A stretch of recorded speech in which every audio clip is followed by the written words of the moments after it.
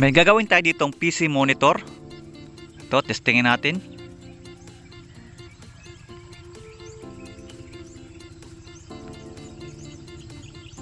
Ayan, wala siyang power.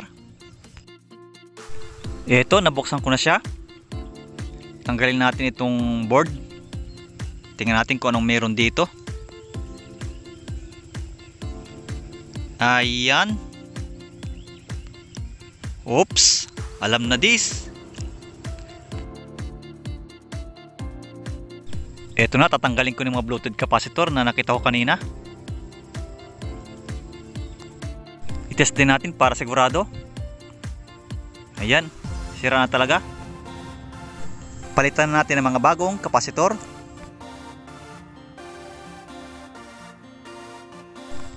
Ngayon, testing na tayo. Ayan, okay na.